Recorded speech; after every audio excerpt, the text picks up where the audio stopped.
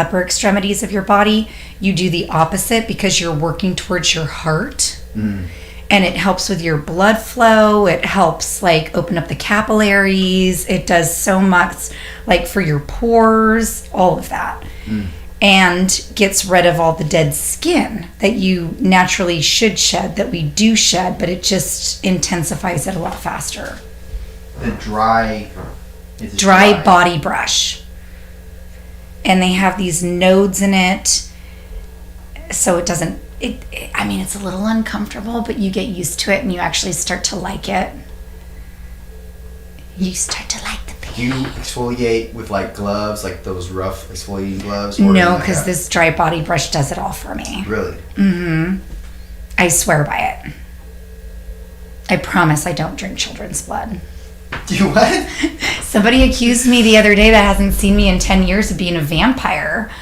She's like, you don't age. And I said, I promise I don't drink children's blood. Promise. I promise. Just checking your name. Okay, so you remember to like a fist with Close. the mic. And then if I had this I'm not farting. I had this happen, so I want to real quick address it. So the mic, or I'm saying, you know this, but the cameras are there. We don't even look at them. We don't. Yeah. We're having a combo. So one thing that you had, we're not starting yet, but the one thing that you had asked about on Instagram when you saw the clip with Ian. So I have bad news. That's never going to come out. What? It's there was some affliction between him and the person who he was kind of mentioning and talking about on the podcast, an ex, and so somebody sent, because it was like baby mama, right? It wasn't baby mama. It was just an ex. Divorce. Yeah. So it was. She ended up. The clip leaked to her. Somehow it got shared to her, and then she watched the YouTube stream of it before the clip had even been released. It was on YouTube. Because obviously after I click done, this shoots to YouTube right away.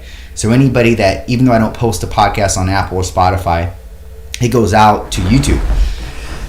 So she saw the clip that I put, or she saw somebody sent her. It was probably from your Instagram. It was from the Instagram, and then she went on YouTube and saw the entire thing, and that's when she asked to have it not up. And I sent him what she was telling me, just kind of playing mediator.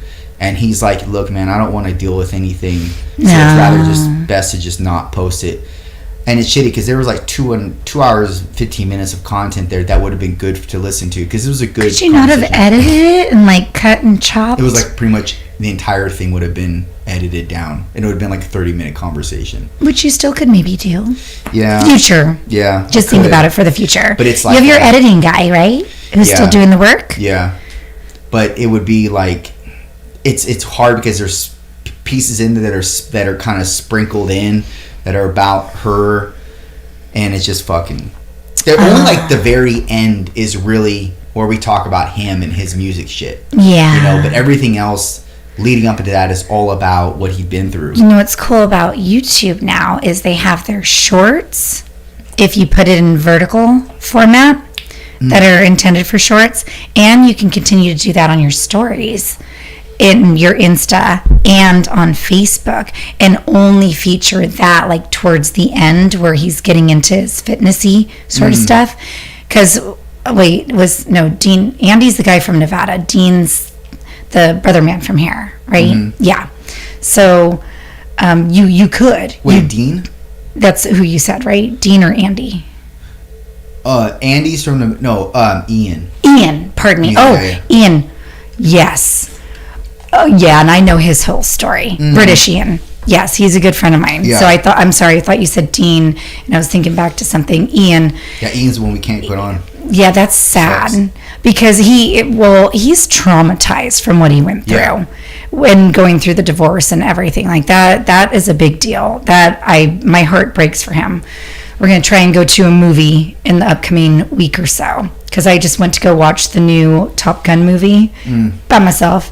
I took off my shoes in the movie theater and just curled up in the corner and watched it because it was a big deal and I wasn't going to miss it. Yeah. And he just went to go watch it, and I saw his YouTube that he released, and he mentioned going to watch the movie, and I was like, what? We should have gone together. You're my movie partner. Why didn't you invite me?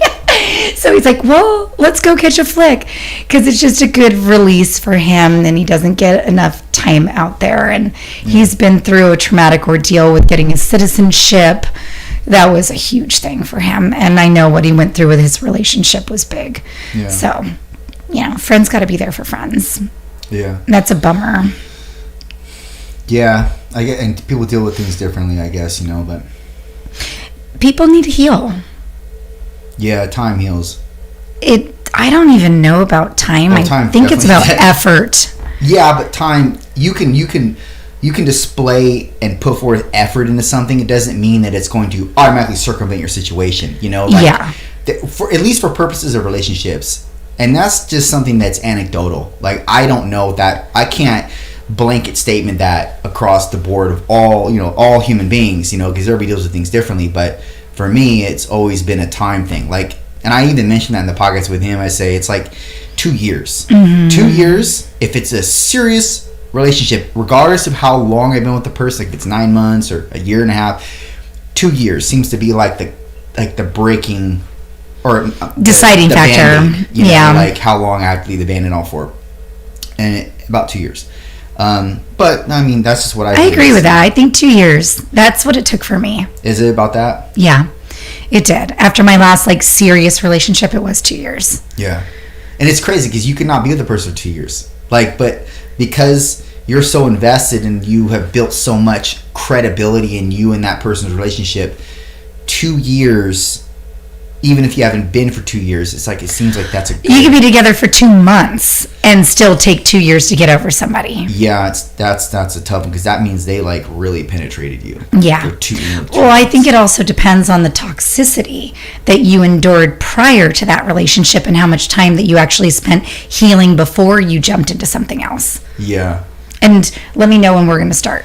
Yeah. Okay, so we can start. If you have, so you don't have anything you want to ask me or anything like that before we go on?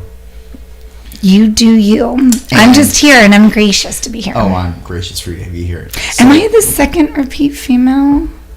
you're the first female being filmed, and you're you're first female in the studio, in the new studio, and you're the first female being filmed. Yes, I thought about that. I feel a before we little got here. privileged. I love, and I love the diversity that different genders bring. Because Yeah. there's so many genders nowadays. There's not just two. There's so many genders. What is a female? There's so many different genders. So I'm trying to work through all of them. I've only got 2 now, so thus far. So Okay. Well, I did get approached by some really cool people last week. I went to Shell Beach Brew House after hiking, and they were from San Francisco. They recognized my San Francisco Giants ball cap and instantly migrated over are you a true Giants fan? I said, yeah, born and raised in San Fran. LA fan. No. No. So I'm they're a whoever's winning fan. I didn't know these people. Don't go on that. Don't do that. Don't just jump on the winning team. Oh, you're winning. I'm going to buy your jersey. Exactly. No. I'm on the winners team. I don't care how hard my teams lose, babe. I don't care. I am still repping my teams, and I will take the suckers, and I will own up to my losing bets, and it's fine because I love my city. But these people came up to me, and they were very different gendery. What do you mean? So Don't say too much, because we might get canceled and we might get shut down on YouTube. I'm saying they were awesome, Yeah. and they were from my city, San Francisco, and they instantly migrated and vibed with me. Yeah. And one person in particular was very more masculine but flamboyant, and the How does other that even happen? but because when you look physically like you're a male versus what you look like as a female. Okay, look at you. All right. I recognize you as a male. What do you recognize me as? A female. With the hair flap. Beyonce. Yes. So you can recognize, gender identity. So you get physical gender identity, but then you get character. Energy. Gender energy. 100 energy. And so there was a feminine energy from what I saw on the exterior, posterior as more masculine, and then from what would I identify as a physical female, very much more the masculine energy. So they were the yin and yang, and they were awesome, and literally like flagged me from across the street thinking I had left, and they're like, no, where do we go? We're not from around here. We're from San Francisco, and we love you're from San Francisco, but you live out here. Can you tell us where we're going to go? And I gave them some pointers for Pismo Beach, and they're like, can you come join us? Like, they wanted me to come hang out with them, and I wish I had if I didn't already have plans, because they were rad. They were so cool. So I get you when you say whatever people identify in all these different genders, it is a thing. And I'm cool with all of it. Like, you do you, boo. Yeah. You do you. Yeah, I agree. But I'm anchored in what I am. Me too. You know what I mean? Me too. Nobody can take that away from me. Yeah. Let's start. Yes. Okay, here. I'll take a sip so that my voice is so sultry. It was just really nice. And my girlfriends, too, were like, why is everyone coming up and talking to you? I'm like, I'm approachable for one, and I'm wearing a San Francisco hat. Yep. So everyone's either going to try and come and throw shade or be supportive. And the people that are supportive, you never know what you're going to get. It's a mixed bag when it comes to San Francisco. I agree. It super is. But like my neighbors, my uncle and aunt, even though they're Uncle Dave and Aunt Jim, they're males. They've been gay the entire time. I've known them since I was like in diapers. So I guess growing up around it, you don't think weirdly about it. Mm-hmm. And I don't. Is it my lifestyle? No. But am I like hating on it? No. Do I hate on people who hate on people's choices? Yes. Like any choices. It's your choice. Mm-hmm. Don't be a hater. Don't be a hater. Okay. 3, 2, 1. We're ready.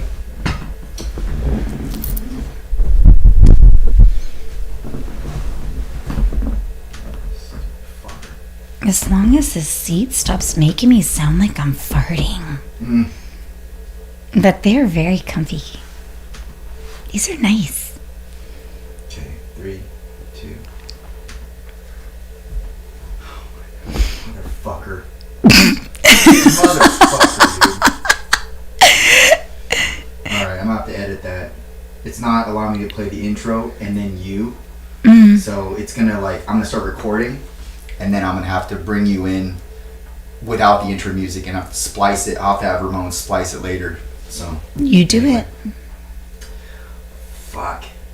Stupid shit.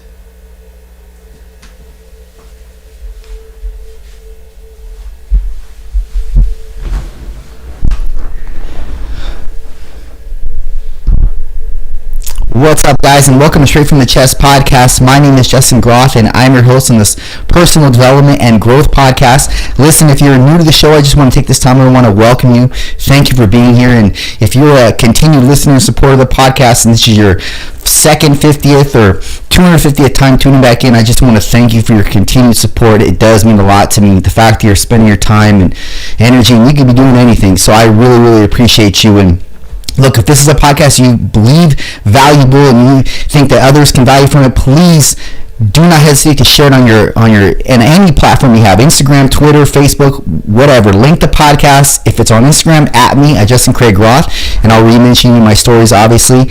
And I just thank you for the continued support and listenership of the podcast. It means a lot to me. So without further ado, my good friend Monique, welcome back. It's good to have you. Hey boy, hey. How's everything? It's been a minute since you came on the show. I know. I actually feel really privileged for the fact that you are now doing video streaming on this podcast, and that I have the opportunity, thank you, for being interviewed previously, and being the first female to be interviewed second time and streaming on video. So hey, it's so cool. It's really cool to talk to you, and I just love conversating with you because you have a lot to share, and you have a lot of good perspective and insight on things. So off camera, we were talking about, not off camera, off of the record, we were talking about how you were well, it's kind of touchy, and I don't know if I should get into it, but do it. Fuck it, let's get into it. So you were talking about genders, and I was making a crack at, there's so many different genders nowadays, it seems like, but it was just my way of being funny. But there are a lot of different beliefs on genders now. How the fuck did that come about? I don't even know. I'm, born and raised in San Francisco, just blocks up from Castro, which is a very notorious district where a lot of people, LBGQ, all love to come because they feel welcome and home. And I migrated from San Francisco here to the Central Coast, and I was kind of sticker shocked at first at people being super close-minded to things. I identify as a female. You identify as a male. Like I was like, I whip my hair back and forth. I love being a girl. I love being pretty. I like getting myself glammed up. That's all good. You like to be a muscle man. Very handsome. I could hardly pass for the muscle man. But I think you're referencing what we were talking about, where I was approached at a local establishment by people because I was wearing a San Francisco bowl cap. And there was a identifiable gay male and an identifiable lesbian female. And it was just, people have different perceptions of people, and I'm completely okay with it. Like I said, you do you, boo. You do you, boo. Mm-hmm. I live myself as I was born, as a female. I love being pretty. I like doing girl stuff. I'm a little bougie. And that's okay. It is. Well, I think that's important if you're trying to attract the opposite species. You like attracts like, right? Like that's the big thing. What is? Like attracts like. Like attracts like. Yeah. What about disparity attracts? Well, I guess that could too. Because would you go for a feminine male? I have before. How long did that last? Not long. Right. So it's clear to say that it's probably better to go with disparity in terms of that regard, because I likely would not want to adopt a female that's masculine, and that's a turnoff to me. And I mean, apart from like what they, partake in, their ventures in life, whatever, we can be sort of similar in that regard. Like, for instance, I would date somebody who's into fitness, but it's not a prerequisite for me. I don't care if the woman works out or not, even though that's my life and that really encompasses me in general, not just like my personal pursuits, but my career and my business established and everything like that. I mean, I don't care if somebody's into fitness. I care about what I like and what physically attracts me. And that's really all. As long as you meet that requirement, we're fine. And I always joke about this, but I like curves. I don't care how the fuck you get them, as long as you have them. If you get them through working out and you accentuate them, great. If you don't have to do that and you're just genetically gifted, great. It doesn't matter to me. Now, the only time I step in my authoritative voice for anything nutrition or fitness is when they're griping about their current body composition and they don't do anything about it. So then I'll kind of step in. But apart from that, I don't care if the woman works out. I never have, and I never will. That's just, but I don't look for that. But if we have it, great. We can move forward with that as well. But it's not a prerequisite, Amen to the sisters out there that are genetically blessed to not have to work out, because my butt gets up at 4 a.m. in the morning between 4 and 4:44. I don't know why the time 4:44 is like the number. Without an alarm clock, habitually up. All right, girl, get the fuck out of bed, bitch, go. And that's my alarm clock. I don't know if you've ever heard it, and I hope that we don't get any like copyright, and I won't go any further because of that. But that wakes me up in the morning, and I get out of bed, and I go and work out. And on my days like today where I don't work out, I'm going to go take a jog on the beach. I'm going to go take a hike. I'm going to get at it, and I'm going to do something physical because not everyone is genetically blessed. And we've got to get out there, and we've got to move, and we have to exercise because you don't get the Coca-Cola bottle without that. Yeah. Because that's what my old coworkers would call me at work, Coca-Cola. Yes. Even if, look, man, I'm going to go on a ledge and say this. Many men will probably, I would say, throw some shade at me for this, but even if you get it through surgery, there are some women that look pretty good that have had BBLs and things of the like, and they're fine. It's fine. I mean, as long as it's not like crazy, but because I don't like the crazy, I don't know. I guess I would call it plastic. Yeah, I don't like that. But tasteful, if it's tasteful, yeah. But I mean, I go back to saying, I mean, if I find you beautiful and attractive, that's really the only thing that really I am. Well, in that regard, physicality wise, like that's the only thing I search for. Obviously, you have to be feminine because I don't want a masculine. I don't want somebody who's like me.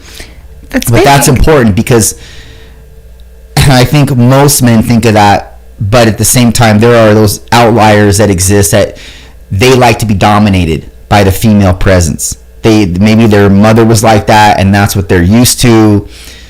I don't know, but that's not what I'm drawn to, and so I steer clear of that. And that's typically the case with more of your independent women. And look, you can have independent women all day long, and they can be cooperative and supportive and submissive to their male counterpart, but it likely doesn't happen, right? Well, actually, I'm 100% on deck with you.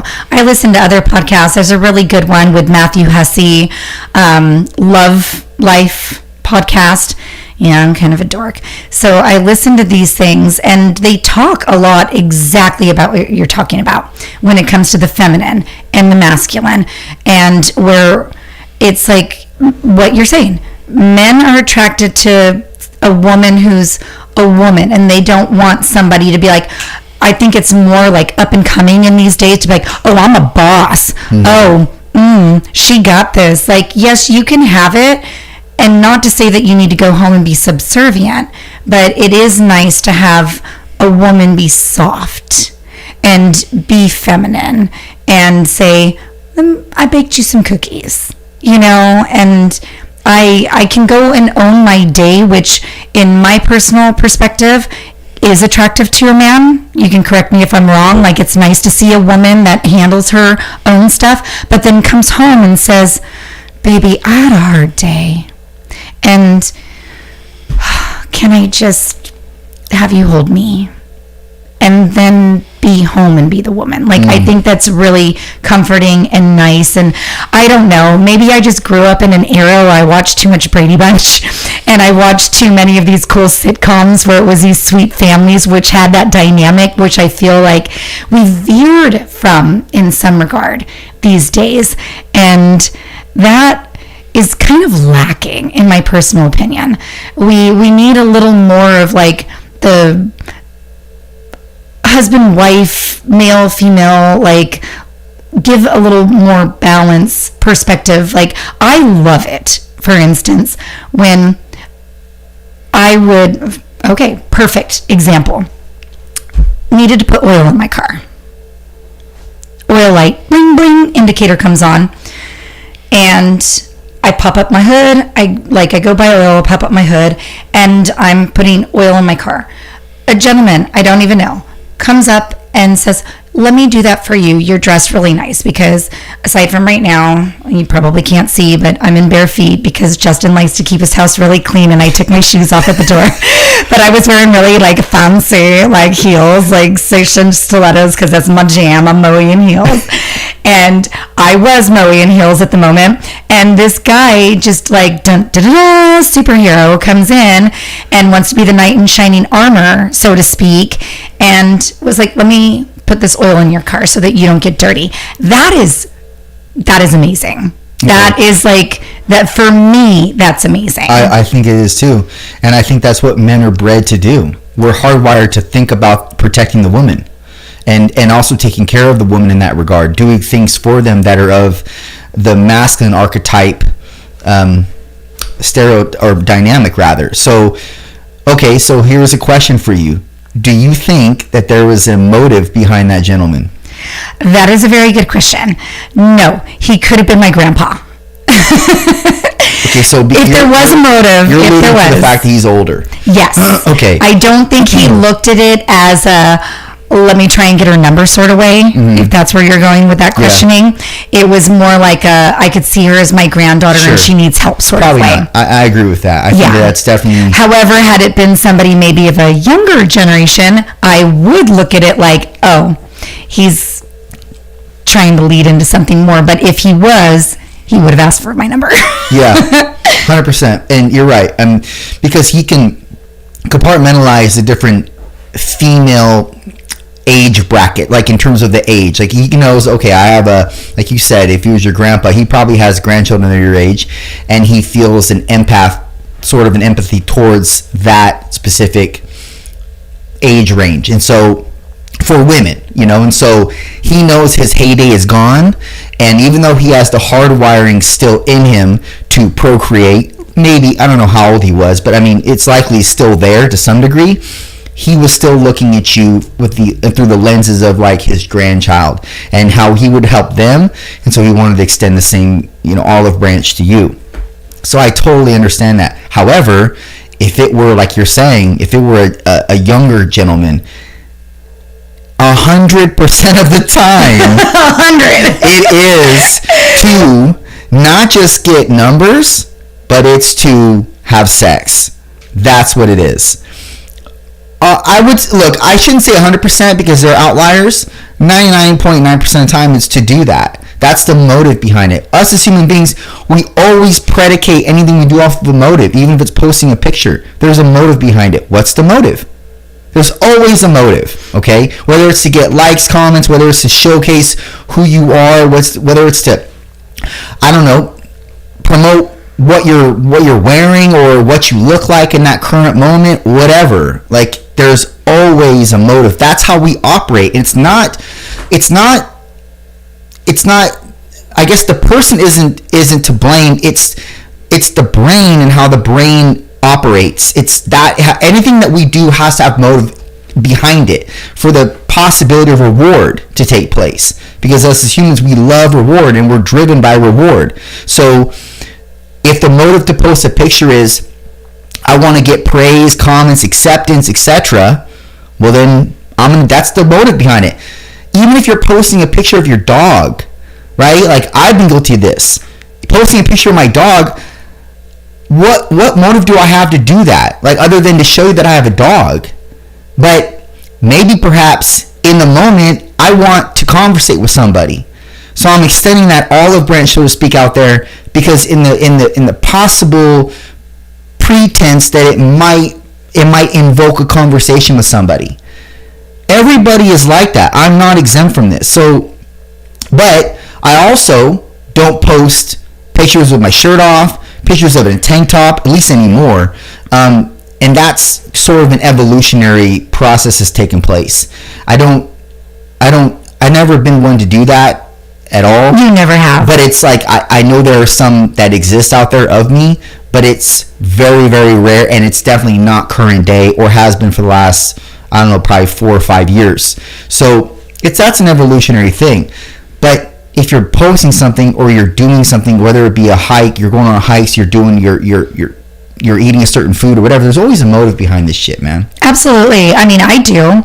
And my motive isn't necessarily something intentional. My motive is just sharing. I want my family to see. I want my friends to see, because if they're not there with me, here's your way of seeing what I'm doing. And I feel like now you can kind of be a part of it. Yeah. Which is great. You have to look pretty. Because here's the thing.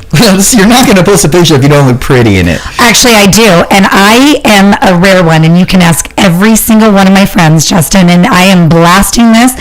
And everyone can chime in. They know I refuse And they even say, no, Moe won't allow filters. I hate filters on social media. I want people to see me as I am. No filters. No filter girl right here. Admirable. However, being a photogenic person, you likely don't take a bad picture. And so trust. Well, to you. But to the general populace who sees those pictures, they're not going to see it as anything short of it's still pretty. So what I mean is when people post pictures, they got to make sure they're pretty or they look good in the picture, whether it's a side angle, whatever like that. That's generally how people see things. A lot. I do see that. I do notice that. And my friends say that, like, no, I don't like that. Or they'll like start crying over something. I'm like, girl, stop crying. You're beautiful. Stop it. Knock it off. And I will take their phones and I will hit the send button. I will just put it out there. I'm like, why'd you do that? I'm like, cause live. Isn't that so insane how people see themselves as opposed to how others see them? Yeah. Like, I'm talking about looks here, not just like, status or anything like that, but like their looks. Like they may think, I've had photos taken of me where my mom sees it and she's like, oh, I love that picture of you, Jess. And I was like, how do you like that? Like, that's the worst angle, the worst shot. Like, but they see you differently. Mm-hmm. I guess, and maybe it's, I don't want to say this is just centered to love or analogous to loved ones, but most people will see you differently than the way you see yourself through your lens, because your lens is very, very, very critical. Always. We are our own worst enemies. Like, self-talk is so huge and so important. I was one of those people that beated myself up all the time, super critical. And that just came from years of like being in long-term abusive relationships. And, even though I had great, wonderful, loving parents, they just weren't very expressively, outwardly like hugging, loving. It was always locked, closed doors sort of things, and like strict Catholic school. Getting slapped on the hand by nuns with rulers sort of things. I got to a point a few years ago where I said, no, I'm going to dippity deep dive into people very inspirational like Tony Robbins and these incredible thought leaders that help you work on your inner self. So that way your little angel and your devil on your shoulder, you have more of like the angel internal talk with you. And that's big when you look in the mirror. And what do you see when you look in the mirror? Are you criticizing yourself, or are you saying, you're a badass, let's do this? Not in a conceited way, but like giving yourself that sort of like confidence. Mm-hmm. And I've worked on that the past few years. And I know you've known me a long time, and I've come a long way even. And I'm sure you can see that in me now. And I'm so blessed and so grateful to have this mindset right now of, everyone has flaws. Nobody's perfect. If you're searching for perfection, you need to work on yourself. Well, you've been through a lot too, and you've overcame a lot. So I think that's where a lot of the confidence is derived. Yeah, because I wake up and literally wake up and say, amen, I'm awake. This is awesome. Here's another day. What am I going to do to make it awesome? Do you really think of that every day? I do. I wake up with such a blessed mindset. I have people say, how are you a night person and a morning person? You're just a everyday person. I'm happy to be alive. Because you were posed with threats that would have otherwise taken you out. Yeah, and it's kind of sad to me sometimes, in all honesty, that it takes something so scary to shake people in the way that it shook me. I would seriously love, for everyone not to have to go through something scary or many things scary, and just get up and say, I'm really happy to be alive, and it's going to be a great day. Well, that kind of segues very, very well into the conversation I had with Andy and Nilo, the other podcast. The guy in Nevada? Yeah, he's awesome. He's been through a lot, and his whole, he thinks like that now, and I'm sure that I don't want to speak for him, but he possibly thought like that to some degree before he had his accident, but it was the accident that supercharged these thoughts into, I'm grateful and I'm blessed to be here, etc., and that he wants to make more of himself in that regard. And a lot of times as humans, we take things for granted, even though if we don't think we do, or we're always we're always focused in the real and the natural and in the moment. You're not. I mean, there are things that are going to come your way that are going to sidetrack you, and you're going to stop. You're not going to think about being grateful all the time. You're not thinking about being appreciative all the time. You're going to think about that in times that you reflect and you sit with yourself and you reflect about what you've been through or the circumstances that you've came out of. But that's not all day, every day. And it's oftentimes because we live in this kind of first world country situation where everything is so easy to attain, and we kind of live in the lap of luxury in juxtaposition to most countries. It's easy to adopt it as normalcy, and then we adopt it as normalcy. We don't think about anything else. And so sometimes things have to happen in order for us to understand how grateful we are and the position that we do hold in our lives and with others around us. And that's what happened with Andy. It's like, I mean, I'm not saying that's the only thing that caused him to think this way, but it's one of the main things that supercharged him in this thought process. And because he shouldn't have made it out that accident. No, and he was blessed. I recant now driving to work one day when I was still bartending, and I was commuting from Santa Maria, California to Solvang, California. So it's a 30-minute drive on the 101 freeway, and I got pinned between a car in front of me, a car behind me, and a car not yielding to allow me to merge onto the freeway. And the only other alternative was I got forced off the road, and I rolled off the freeway. I literally skidded upside down in my car into the ice plant off of the freeway, getting crushed into my car, was able to climb out and just be like, I'm alive. Thank you, God. Like, seriously, I had angels surrounding me. And it was just in one of those moments where I was like, first thing I thought, stupidly, my cell phone's like trapped in my car. My wheels are spinning upside down in the air as my car's upside down. I've got people helping me out of my vehicle. I asked one of the girls that ran me off the road to use her phone to call my job, to say, I'm sorry, I don't know if I'm going to make it in. Well, why? I'm like, I'm looking at my car upside down on the freeway. And they're like, you're worried about getting to work? I'm like, I was, because you get so stuck in what you're supposed to do versus just living your life and appreciating your life. And in that moment, stupidly, I wasn't even firstly appreciating being alive. It was secondary. The first thing was, what am I going to do about work? Then the second thing was, oh my God, I'm alive. This is crazy. And that was like another big pivotal moment for me where I was like, I guess the big guy upstairs finds me a little too amusing to let me come join him just yet.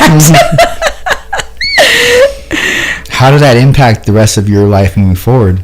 It actually changed a lot, because I thought, why am I doing this commute in the first place?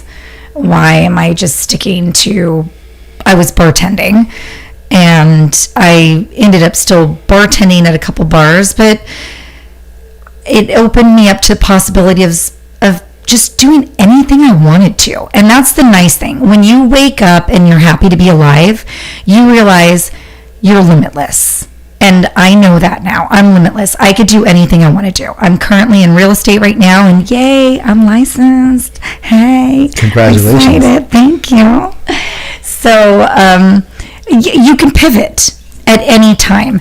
I think that one of the things we do in life is get stagnant. It can be in a relationship, it can be in a job, it could be in your family situation, it could be anything. Everyone just gets, not to say complacency isn't bad, because it's nice when you find like a comfort spot and things are flowing and everything's good, but also if it's not supporting you and it's not healthy and it's not conducive to your happiness, you can break away and and you can do anything you want to do because you know what? It's your fucking life. Okay, let's talk about that. Okay. Now, you say that with so much conviction, and you say it with a sense of authority. Do you really think that anybody can do anything they want? I do. Okay. I want to play for the NBA.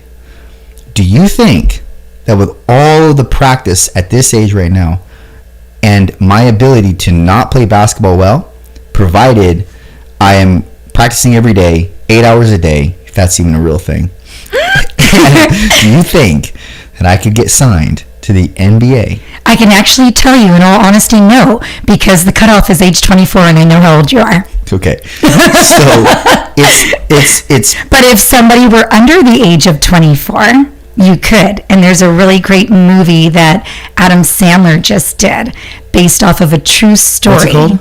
Oh gosh, now you're putting me on the spot. I can't remember the name, but it's really great. It's on Netflix, and it's Adam Sandler's most newest movie that just came out, and it is Uncut Gems? No. Not that one? No. Oh gosh, I'm so sorry. But please, everyone, just Netflix it. Google it. Google that shit, people. It's so good. And it is about a guy on the cusp, like at that age. And he did have serious skill, but the thing is, like, he grew up just playing ball, like in the streets out in another country, like from Germany or something. Didn't even, well, he did speak English. And they featured, I think Adam Sandler actually co-produced this with LeBron James. I could stand corrected. Y'all can correct me later. Needless to say, it was great. And it had a lot of people playing themselves from the NBA. But if you applied yourself to go back to your questioning and you were within the age bracket that's acceptable for the NBA, and it didn't matter about your height, but you asserted and you brought the skills and you brought your A game and you didn't give up and you acted like Kobe Bryant and you acted like the Michael Jordans and you dedicated yourself and you gave it your all, somebody's going to see that and recognize that. I really and I'm to not to denote what you just said, because that is very inspirational, and I don't mean that lightly. Like, I really do. Like, your speech right now, that made me second guess, but ultimately I always am going to default to what I believe, and what I believe is people can't do anything they want. You can only do what you're gifted in or your abilities are. Now, that's not to say that the fucking brain is so evolved and equipped to take on anything you put it through and navigate the course in so much as becoming the best version of that. But is that enough? Will that be enough to get you to that level that you see yourself at? I don't know. But I do know the brain is far more complex and superior than we give it credit for, or we understand current day. That being said, I'm kind of nebulous on that whole, well, if I apply myself, I can do it, because I too agree that if you do apply yourself and sun up to sundown, that's all you live, sleep, and breathe, then I don't know, man, maybe it is a possibility. However, there are things that I know that people are innately and have a proclivity towards, like they're innately wired to do, and they have a proclivity towards in life. And I think that's the path that they should adopt. That's what they should cultivate far more than what they would a pipe dream, or maybe albeit a weakness. Like, to me, I play basketball. I'm not a good dribbler. That's a weakness to me. Like, that would, if you were to see me on the court and dribble a basketball and try to run dribbling a basketball, I'm a klutz. I'm not coordinated. I'm not good at it. So that would decredit me in all other avenues that I am good at. You would look at me there as that type of male's character on the court and be like, that guy sucks. And then it would take me out of the running in other avenues that you might think that you wouldn't know that I'm good at. So I don't think and I don't think humans should waste their time doing that shit. You know what I mean? Like, you can, But should you? That's a question. Even if the brain could adapt to what you're putting it through and orient itself in a very specific regard and get better and more efficient and refined at that specific pursuit, should you put your time in that? I agree. And actually, I love that you just said that, because people who are inclined to a specific skill set and they are passionate about it should pursue that 100%, because if you're not happy in what you're doing, you're not going to do a good job, no matter what. And that is super important. If you have your pipe dreams and it's just out of realm of reality, then you need to come back down to reality, and that's good. But you also shouldn't not give yourself the opportunity to give it a shot and try. Right. You know, like, don't just be like, it's never gonna happen, and be like Eeyore, oh, woe is me, I lost my tail again. You know? Very true. Like, give it a shot. If it doesn't work, it doesn't work. You know, maybe even give it a shot a second time. And if it doesn't work, then maybe it's not for you. True. And that's okay. But when you find your passion and you're good at what you do and you love what you do and you're just glowing and exceeding, I say, just give it everything. What do you think your passion is? Loving people. I would agree with that. But I would go further and say your ability to make people feel important. You're really good at that. And thank you. People that don't feel important already, that's a major value. That's a major, I guess I should say that's a very much of utility for them. You making them feel like they're worth something, they're valuable. And whether it's through a compliment or, I mean, yeah, you start with a compliment. Right? It does. Compliments go a long way. Mm-hmm. They do. They really, really do. I like getting complimented. Who doesn't like getting complimented? Mm-hmm. I think that, and also, it's more so easier for, I think, a woman to compliment a woman or a man. But when you're a man, it's hard to compliment another man and another woman if they're not if you don't know them, they're not your friend, because women are always going to take it as they're trying to pick up on them or hit on them, and then they automatically categorize you. And if that's not what you're trying to do, and then it puts you in that compartment, and maybe that man doesn't want to be in that compartment, he just wants to give a compliment. But what's the worst that can happen if you give the compliment and you're compartmentalized as like, oh, well, he's trying to pick up on me, but he wasn't. Who cares? Someone right? could be a Karen and ask for the manager. Yeah. So why is it that you're saying dudes are more reluctant to compliment another dude versus like ladies complimenting another lady? Because I know I'll look at another female and I will love her shoes, or I'll love her glasses, or her lipstick color, or her nails, and I will compliment. I don't have to know her from Adam or Eve, and will. And I know it brightens her day, because if somebody did the same to me, it would brighten my day. Girls, I don't know if it's a girl code, but why is it that guys can't just be like, yo, bro, nice pecs? Or I don't know. I mean, that's maybe a little too weird. But men are predicated on competition, so everything that a man does typically in life is all stemmed from competition. So now, in competition, ego is very much present, and it would be the reason to have that man decline a compliment to another man. However, a mood is a big player in all of this. So let's take, for example, if you just got done with your workout and it was a really good workout, and you cleared all kinds of numbers on your PRs, etc., and you had a really good workout. And even though you're drained, you still feel like a heightened sense of accomplishment and etc., right? And another guy walks in, and as you're leaving the gym, another guy walks in and he says, or even not saying anything to you, you just see him and you're like, and maybe you've known him a couple times, you know of him, or you've seen him in there a few times, and you're like, hey man, you're looking really good, right? There's no problem with that.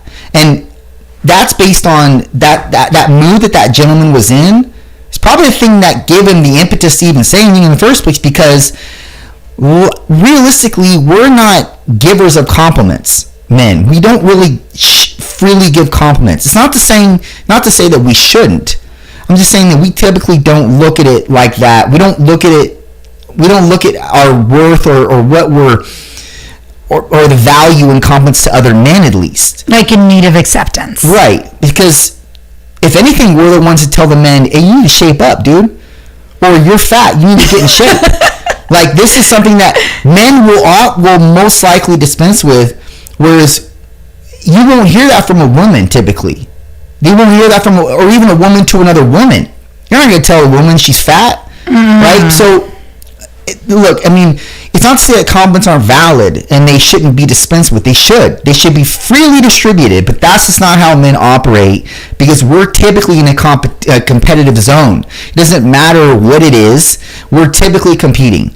And we're competing to be higher on the socioeconomical scale. We're competing to be the utmost male archetype that we can.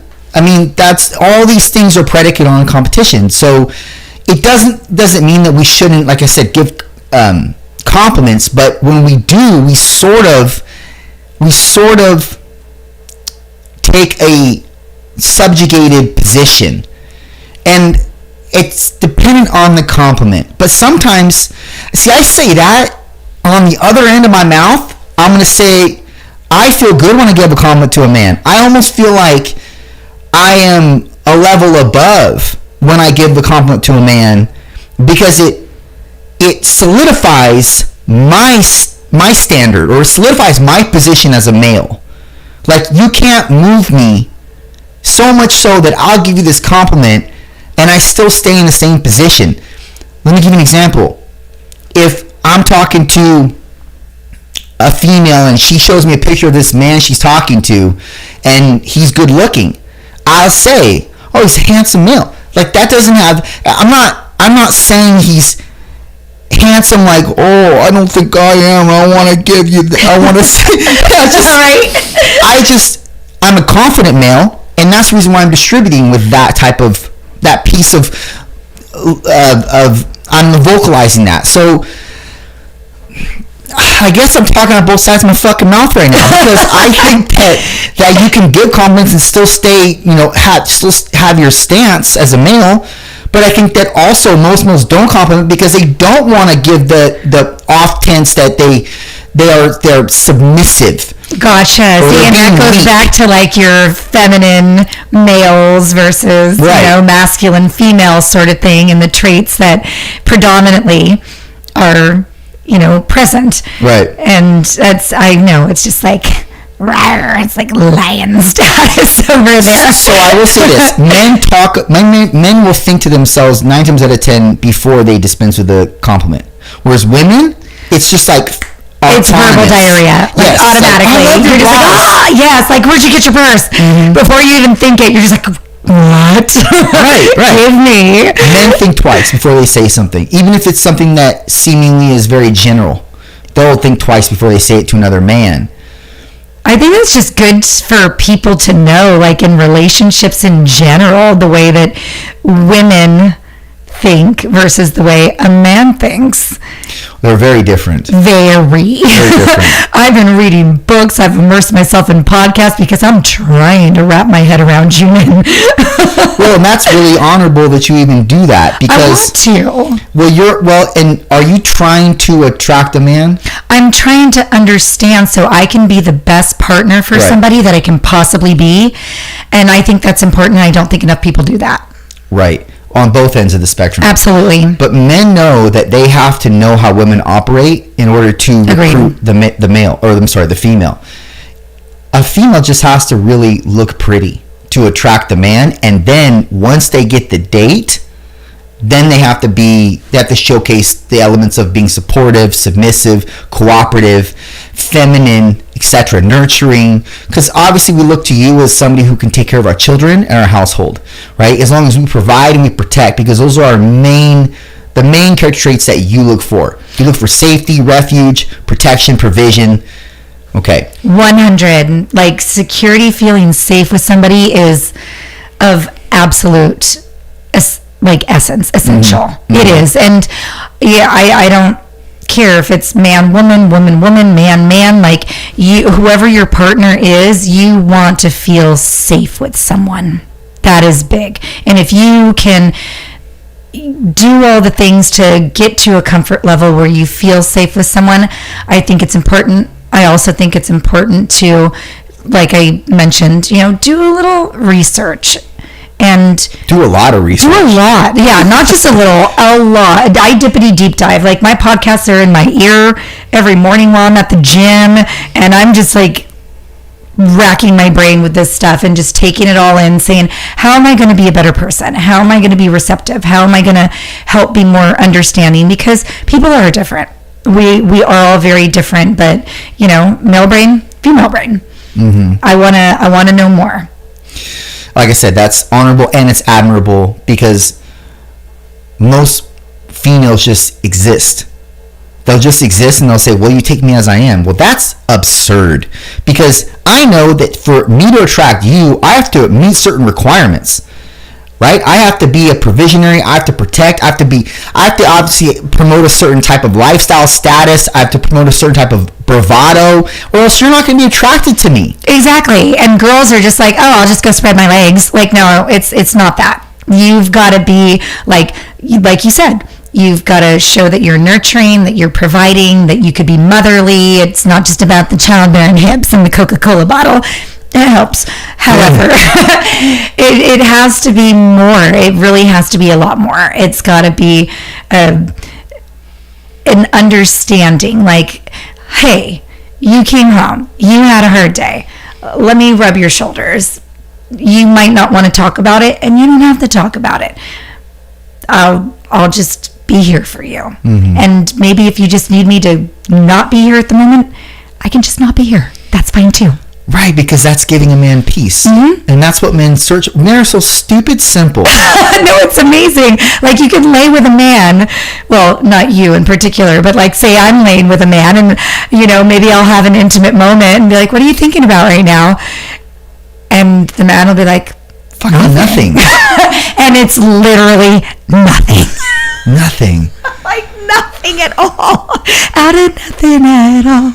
It's nothing. And sometimes women can't understand that, and they're trying to get an answer out of us, and I don't have an answer for you. It's nothing. And I accept that now. Now, knowing and learning, I'm like, sometimes it just isn't. It's not like the girl brain that's like a gazillion miles a fucking minute. No. It's really, really simple in the sense that we just want peace, we want food, we want sex.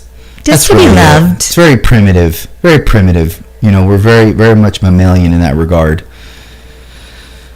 And I mean, I guess that sort of can stand for, or that could sort of give the illustration of like, oh, you're a pig or whatever. Well, fuck it. That's what we want, man. That's what we want. A pig. Well, that's what some women will see that as. Like, well, you want sex, food, and peace. But that's true. Yeah. It's the truth. I don't care about anything else, because I'm trying to become something. I'm not asking you to become something with me. I'm trying to become something so that you don't have to become shit, so that I can just take care of you. And look, if you want to start a fucking lash business or do hair on the side, whatever, but you don't have to. That's my main goal, is to provide so heavily that you don't have to do shit, but focus on raising our children and keeping the household in a very, nurturing the household and taking care of me in that regard when I'm home. Because I take care of you when I'm outside, and I'm doing whatever I need to do to make to create this lifestyle for us. That's it. I mean, some women would hear that and they'd be like, that's chauvinist, or that's sexist, or whatever. That's life is sexist, man. I mean, that's just really the reality. It can be. It definitely can be. I mean, we're dealing with hardwired, like hormones, pheromones, all of those things. Like all the moans. You've got the moans. Yeah. So sorry, that was bad. Excuse me.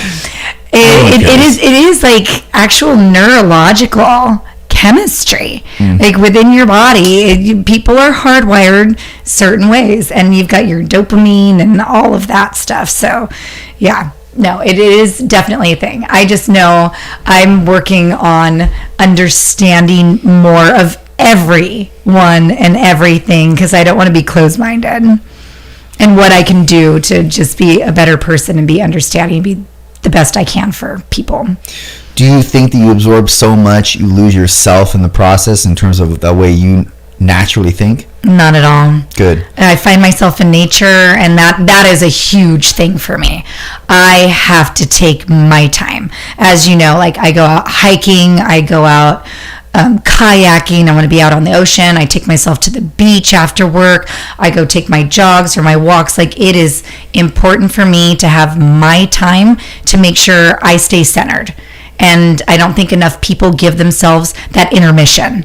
You need that break between, oh, let's just like race from work. Let's go race to get the kids from Little League. Let's go to the grocery store. Let's go plan meals. Let's do this. But when are you honestly taking time for you? I schedule time in for me. And before we even started recording, I was talking to you about my self-care Saturdays and self-care Sundays. People don't give themselves that time, and I give myself that. I pencil it in. You want a calendar? Here's your time blocking. It is on my calendar. I'm taking time for me, whether it's doing my nails, doing my toes, just doing the full-blown ladyscaping. You boys do your manscaping, and full hair blowout, and do my lashes. Girl, I'll toss my hair back. Just making sure I'm taking care of myself and putting myself as a priority. I don't think enough people give themselves enough self-love, and I've made that important to me. So self-love is characterized by doing those certain things. Yeah, giving myself the peace, giving myself time away from everything to detach, get quiet, get meditation, whether it's reading a book, being out in nature, which I prefer, and I'll read a book out in nature. Just not dealing with the kids in that moment. Give myself an hour and say, you know what? Now I can go and be a better person after working and not thinking about work, not picking up the phone, not responding to a text message, and just like detaching and saying, I love this. Be present. This is awesome. Like, life is beautiful. When's the last time I feel bad for people that don't live by an ocean, because we're so spoiled here. Like, looking out at the ocean, we're so blessed. It's gorgeous, and it's humbling how vast it is. And as I look out at the ocean, Justin, I have to tell you, it's resonating in my mind over and over and over again.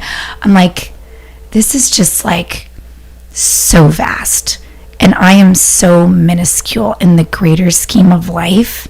I'm but a fleck of sand, and I'm blessed to even be that little fleck in this magical creation that we have in this world. Can I tell you how I think about that? Yes, please.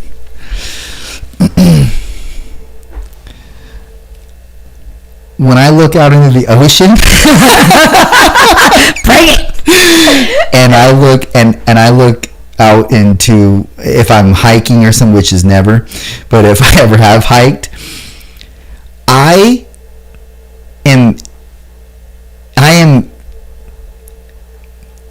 I'm trying to get my words correct. I can't dwell in a moment. I do not receive whatever beauty's in front of me, albeit nature, the ocean, because I just don't care that much. And everything, like people say a lot of the time, just enjoy. That word means nothing to me, because enjoy only means to me I'm doing it.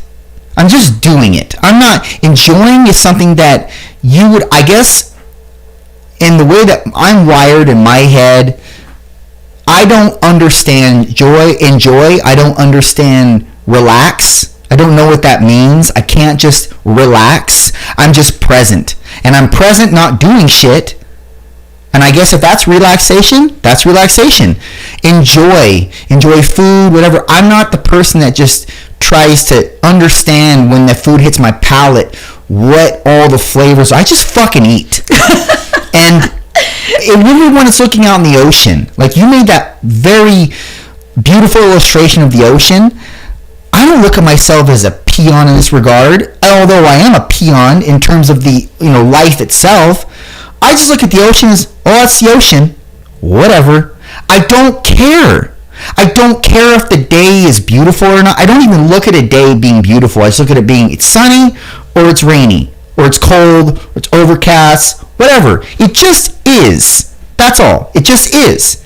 It's not any adjective that's tethered to whatever the day is or whatever that picture is or whatever moment I'm immersed in. It just is.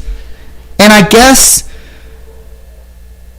I would always hear people say, it's a gorgeous day. I had this one friend that would say that shit all the time. She'd say, it's such a gorgeous day.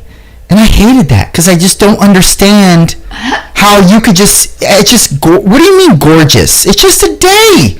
It's the same as yesterday. It's fucking Wednesday. Tuesday was the same shit, woman. The same thing. And I guess I take for granted where we live, but I honestly don't think if I lived in Seattle, I would be any different. It's raining. It's raining again. It's raining again. Or it's sunny. I wouldn't, even if I didn't see the sun for 56 days, I wouldn't be like, it's beautiful today. My mind doesn't think that way. I just think, it's nice. It's sunny. It's different. It's different. It is what it is, and I keep going. You're like, it's the calendar. It's Monday, Tuesday, Wednesday, Thursday. Maybe that's because that's my dumb reptilian brain as a man thinking it just is. It's black or it's white. That's it. Yeah, you've told me before. You're like, there's not really a gray matter. It's black or white. There isn't gray most of the times, right? But then there are some times. This is another time when I'm going to talk out both ends of my mouth. There are certain circumstances in life that you have to see the gray in. There just is gray. There are exceptions to the rule. There just is. Like there's biases, one way or the other. I don't think we as humans cannot adopt the black and the white without possible times of gray as well. It just exists. And it's not a bad thing that it exists. One thing that people coin bad is anxiety. Anxiety is super bad.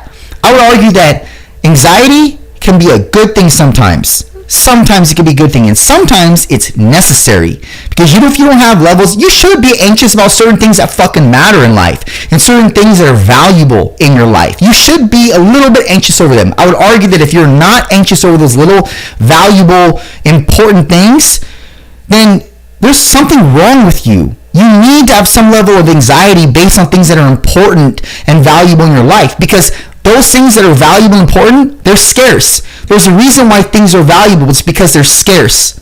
So if something's scarce, it's of automatic more value to you, and you assume that with more. You assume that certain thing as more valuable. But if it's just abundant, it doesn't matter. You can get it here, you can get there, and get it anywhere. But because it's not abundant, and you put an importance around it, it's valuable to you. It's scarce. And things that have that type of sentiment tethered to them should absolutely be requisite of having a little bit of anxiety around it as well, because you're trying to protect it, and you're trying to nurture it. You're trying to make it the best of what it could be. I could see that. I could wholeheartedly see that.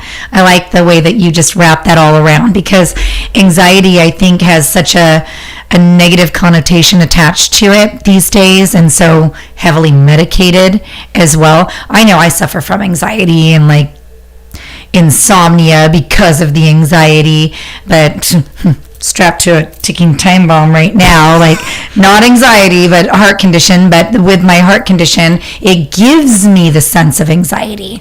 It causes me to like have my heart race and me feel like oh my God, I'm gonna die. And I feel like this world today, everyone's on edge. Like it's always, oh my God, I'm gonna die, so to speak.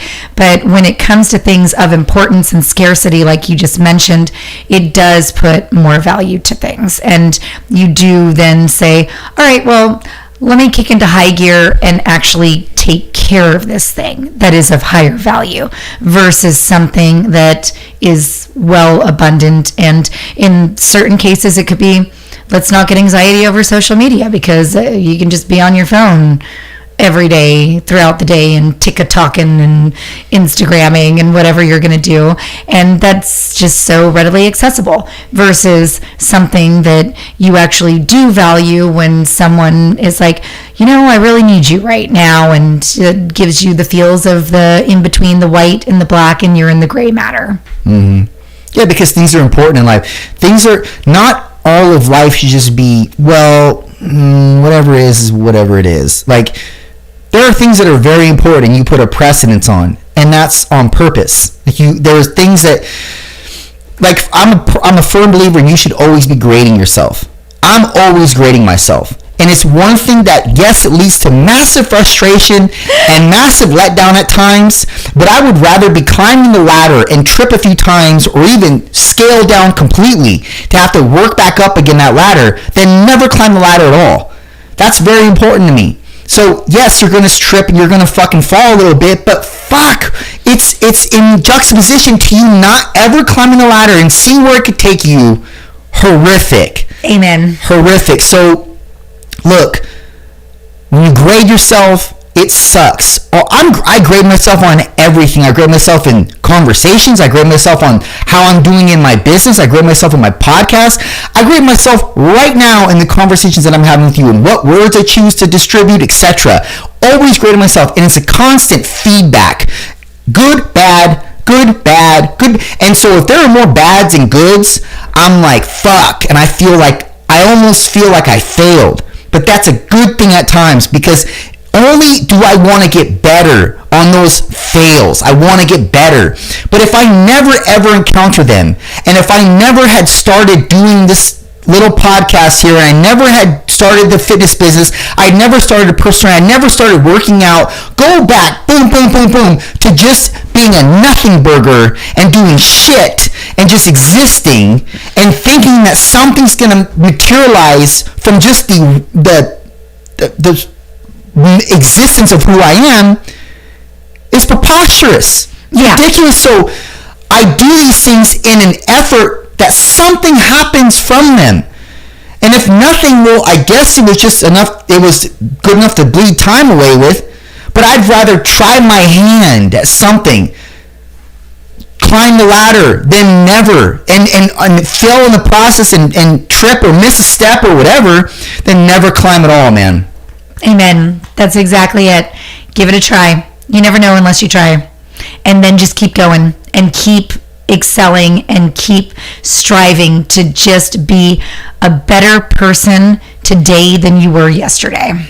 Yeah, and it's very, very, very fractional in terms of the evolution and how this thing is going to evolve, and it's going to take years and years. And they like to put that metric of 10,000 hours on mastery, complete mastery over something.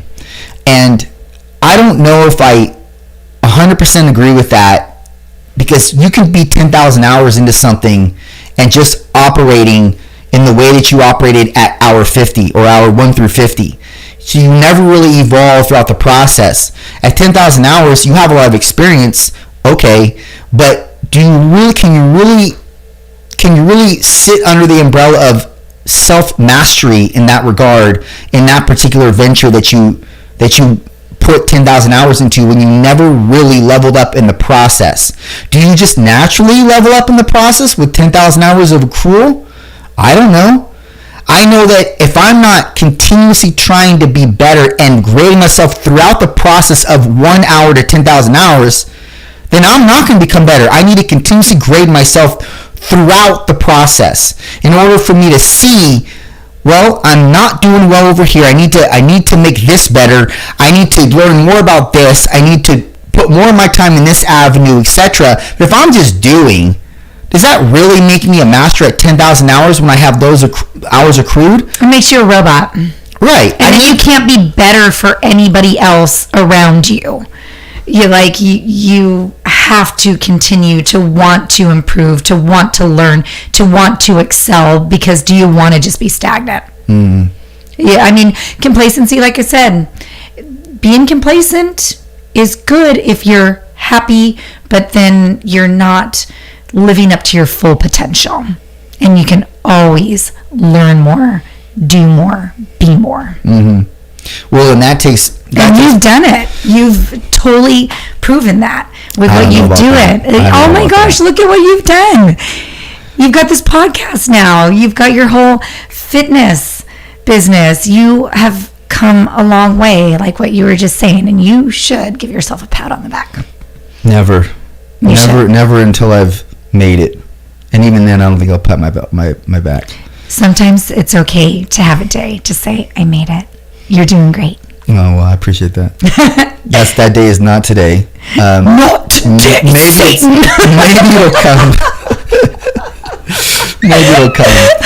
I've had people say that same thing to me in just different ways, but they say the same. It's the same theme. It's like, you should thank yourself for whatever you have accomplished. And I'm like, that's one of those things where, because I can't see the beauty in the ocean or the beauty in nature, I can't see the validity in that yet. I just can't. It's not. I still think of myself as on the base level and not really have accrued anything. I still think of myself that way, regardless of how other people see me. I still think of myself as nothing and haven't done shit yet until something really just measurable happens.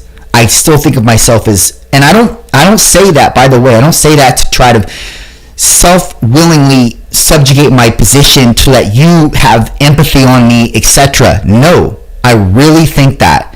And you can, I've said this in multiple conversations with family members, with my best friend, etc.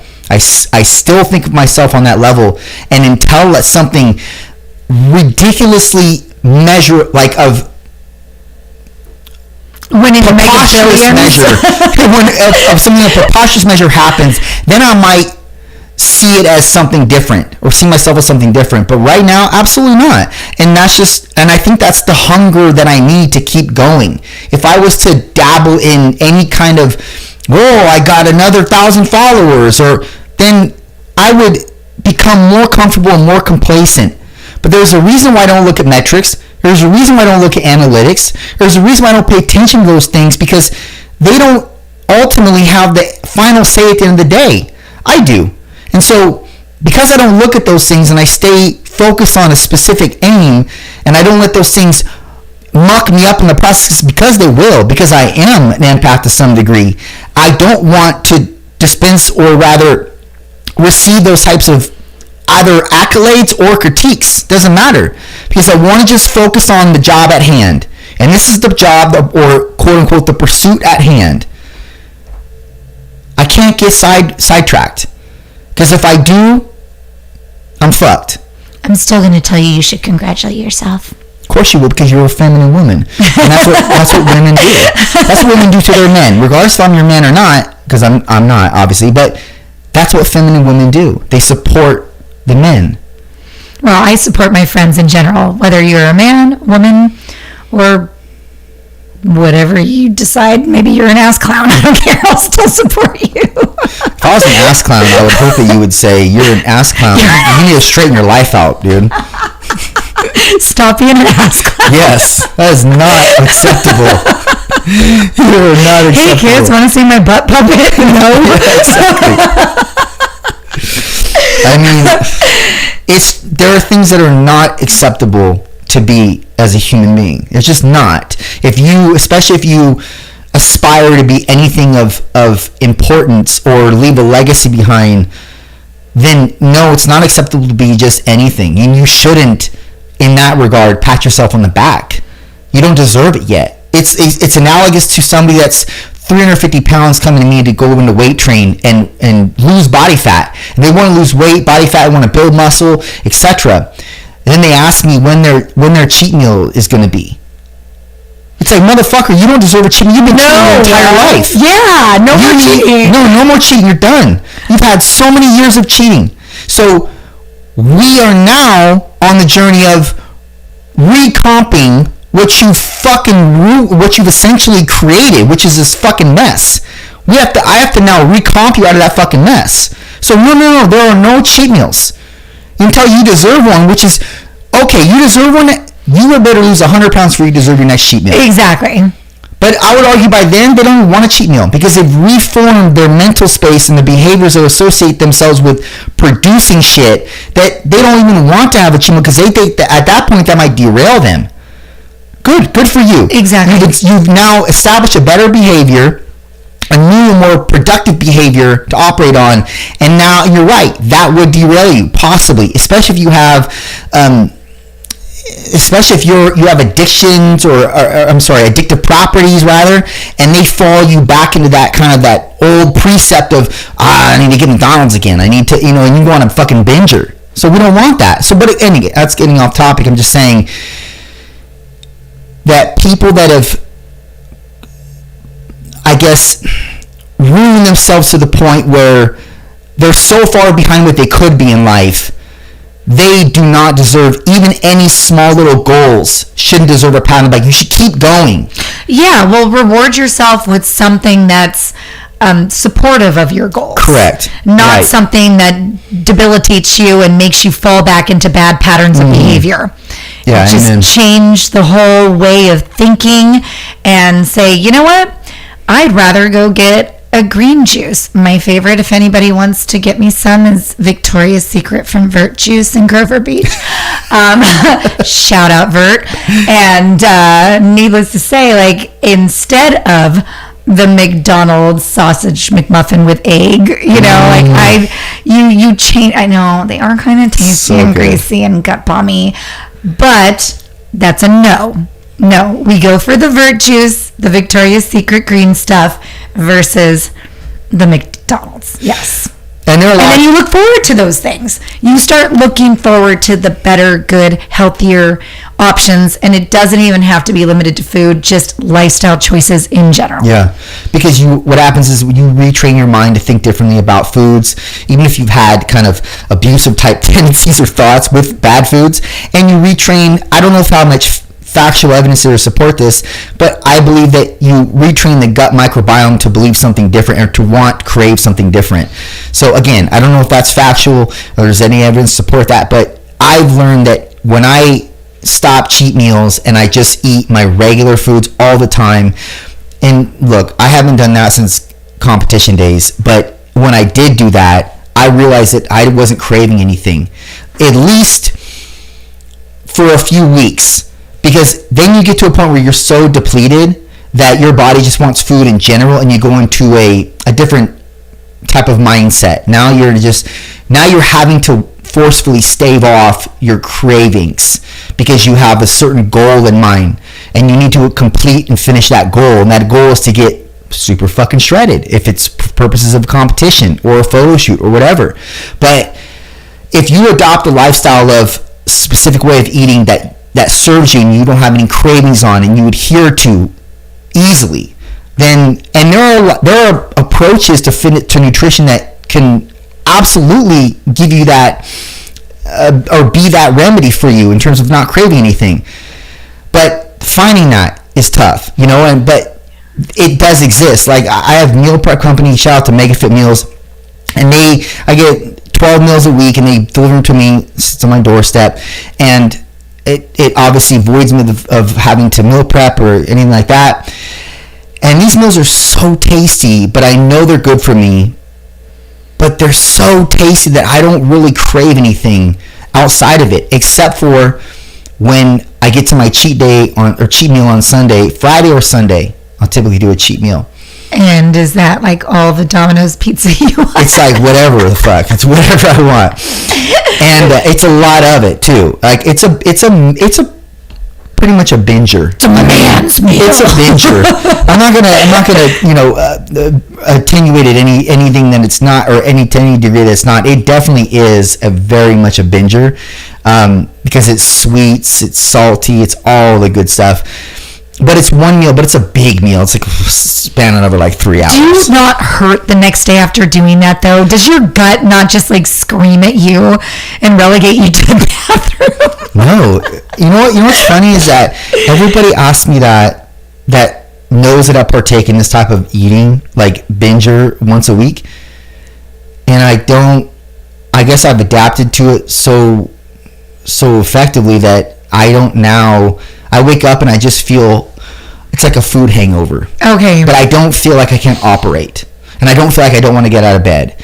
I do look bloated, and I look a little bit like a blowfish. But it's worth it. Yeah, exactly. One, it's worth it. And two, I know what it's going to feel like because I felt it for so many years. This is the way I've been operating for so many years. And the only way that I wouldn't do it is if I was getting severely out of conditioning, like my body fat was raising, and or I was getting ready for another competition. But I have no plans to compete, so you're done with that. Yeah, it just is what it is now. Now it's like my fun little day or a few hours to eat whatever. And I see like what The Rock eats, and what's his diet like? His diet is probably similar to mine or anybody else that bodybuilds. You eat clean 6 days of the week, and then now one day where either it's a full-fledged cheat day or it's one big gargantuous meal. And trying to eat a dinosaur. Yeah, his is pretty crazy. I could definitely throw competition to it. Definitely. Nice. And I don't say that with any kind of like. Is The Rock listening? I'm kidding. Like that. I hope he's fucking listening. That would be awesome. That would be rad. He's not though. But you never know. I definitely could throw a comparison. But I'm an eater. He's probably just an eater. You know, I know a lot of bodybuilders that are okay with one. Stock up. Yeah, but I know a lot of bodybuilders are okay with one meal, like In and Out, 2 double-doubles, fries, and a shake, and that's it, and they're good. I'm like, that's an appetizer for me. That would be a fucking appetizer. Oh, I couldn't even finish that in the course of like 2 days. Really? I have to eat like micro meals. I know, like not on this particular episode, but in an informative interview, we discussed my Crohn's disease. So having Crohn's, I have to like microdose myself. So it's like smaller meals, smaller increments at the time of eating. I always feel terrible that I normally don't finish my plate unless I'm super hungry and I haven't eaten any little micro meals throughout the course of the day, and I have like the one glorified meal at the end of the day, and then I'll hoover it like a vacuum, and then I'll go to bed and feel great until 4 o'clock in the morning when it's time to get up and go to the gym and hate my existence. So, okay, I take it back. Not every day do I wake up saying I love life, because the mornings that I do that, that's the reality. I am literally hating existence, because I'm like, get out of my belly, and I'm just like wanting to, I don't know, just live with what my friends and I affectionately now have named John. My bathroom. Oh, you're I'm like, oh yeah, I'm reunited with John and it feels so good. You know, I love that you just said that, because here's why. You gave me a dose of what reality is. And on social media in general, for people that, you know, iterate how they're, you know, different things in their life or whatever, it's very easy to default to the positive or brainwash yourself into thinking that there's only positive. I don't know what world you live in, but this world is shit. For the most part, 90% of everything is shit. 10%. Heart monitor. Right. 10% is good. Yeah. So for you to kind of not give any energy to the bad, when that's really what cultivates who you are, and can if you use it to your benefit, right? There's ways that you can use it to your benefit. But for you not to even recognize that exists, that's a fault on your end, because that's reality. Like, that's what we live and breathe every day. So I understand circumventing yourself to a positive degree out of the shit existence that we live in. And I don't mean it's all shit, but there are a lot of bad things that are going on in the world, but then again, this is a really good time to live, in terms of, juxtaposition to what we've been through in the past, or what our ancestors, etc., have been through in the past. But so with that being said, I mean, there's a lot of bad things that exist nowadays, and there's a lot of bad things that cause you to derail your otherwise positive, or rather neutral thought process. Like, when I say neutral, I mean you're not positive, you're not negative, you're just kind of, you're on a leveled frequency, and you're operating on that level frequency in life. But for you not to even understand, recognize that they exist, I don't know who that is. That's not real. What person is that? That's not realistic. Right. Not at all. And so when you said just a very real human being. And I love that. I love that you said that, because you were saying that, every day you get up, most days you get up and you say that, oh, I'm so glad to be alive. And I understand that. Yes. That might come as an afterthought after the days you wake up. Like, oh my God, okay, I'm not feeling so great today. But how am I going to overcome it? I guess is what happens. And yes, I'm happy to be alive, because what's the alternative? Dead. Right. Yeah. So no, we're all real. I mean, some days are just going to be shit days. Like, you've had a shit day, we've had a shit day. Some of those days are going to happen, and some days can kick rocks.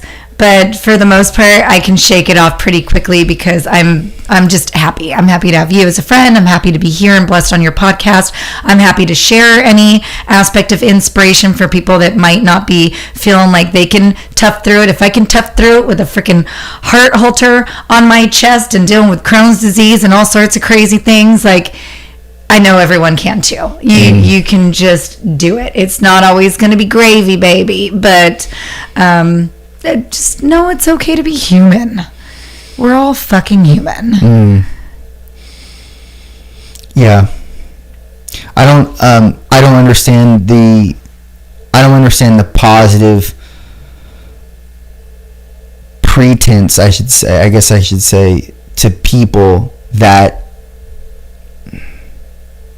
I understand, I should say this, I don't respect it, because it's not reality.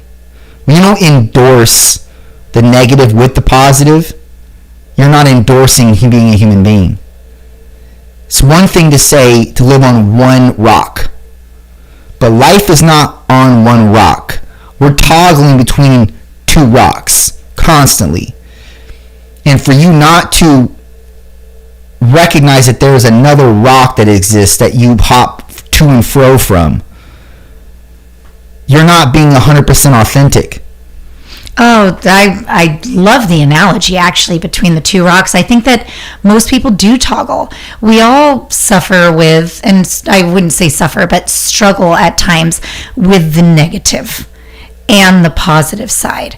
I just so happen to I choose the positive, and it's a choice. How do you go about your day when things are not starting off right? Oh boy, I have cried. I have had days, just even earlier this week, I had a day that was exceptionally just emotionally draining, and it got to my negative side, that if we're using the analogy of the two rocks and toggling between the negative and the positive, I was on that negative rock.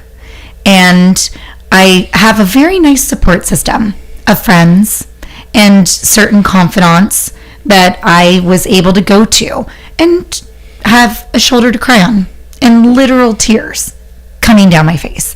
And it wasn't hard, or it was hard, but it wasn't hard to go to somebody for help, because I'm at a point where I have created this great support system with people that are accepting and loving and don't judge me, and are the people that help keep me in this positive atmosphere that I'm in, so that I don't stay on negative rock, so to speak. And so I can put most of my energy on positive rock. And I had to have a good cry. Sometimes you just got to cry it out. Sometimes you just got to feel. I literally went to my best friend's house and said, I want to go shoot something and break shit. Give me a gun, and do you have dishes I can go break right now? Because I was on fire. This girl was on fire. And the moment I had my good cry and I got it out, I felt better again because I got it out. And then I woke up and I was like, you know what? I'm happy to be alive. Let's go not deal with this bullshit today, and let's make it better. So yeah, I get the toggle, and it is impossible, humanly impossible, to just be like, oh, I'm on cloud 9, I'm perfect and life is perfect. Yes, I love unicorns so much, and I love rainbows, and I love butterflies, and I love everything beautiful, and I like to think that I fart those, but let's be real, no, I don't. However, we all have moments. It's how you choose to deal with the moments. True. And so I don't spend my time on negative rock. Beautiful. Do you want to know how men deal with that? How? They suppress it. See, and that's not healthy. Okay. But if it weren't for the suppression, men wouldn't be who they are. I could see that. Okay. Life doesn't wait for us to get over shit. We have to keep producing. Let me give you an example. Most households are upstanding because of the male's income, right? So does a man, when he wakes up, if he feels like shit or feels like the world's against him, does he have the opportunity to not go to work?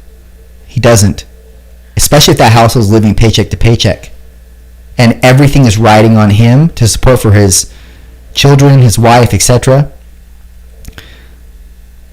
He just has to go. He just has to do it, and he has to suppress it in the process.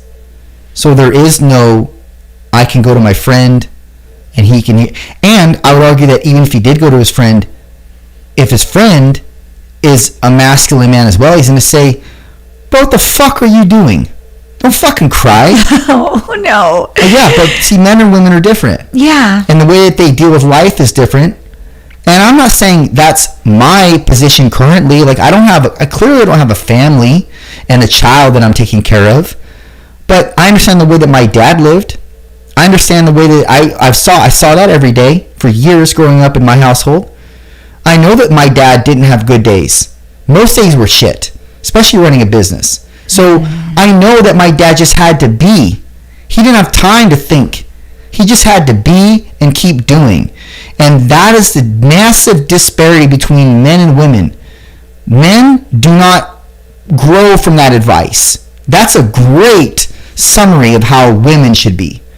But that is not applicable to men.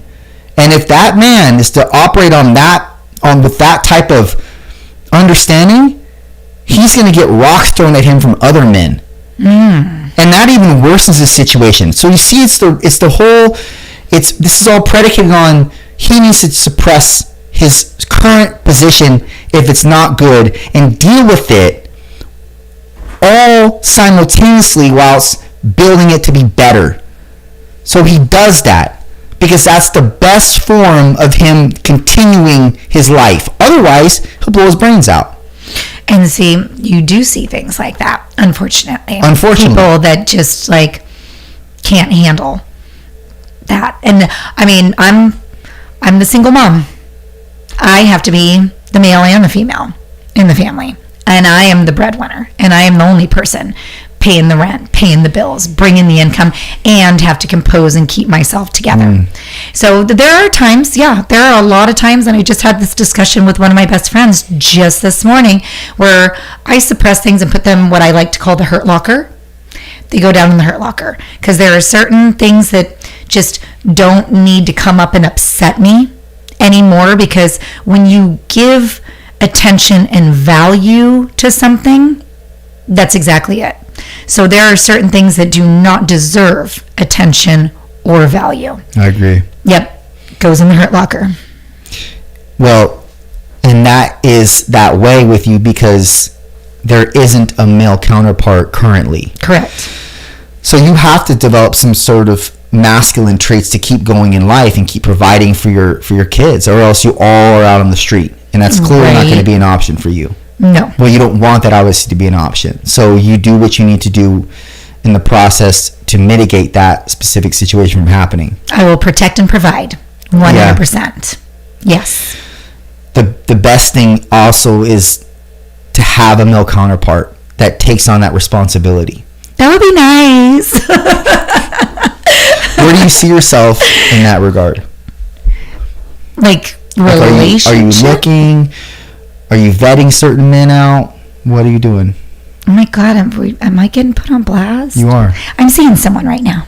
Good for you. Thank you. So does this male have promise? Yes. Good. I'd like to think so.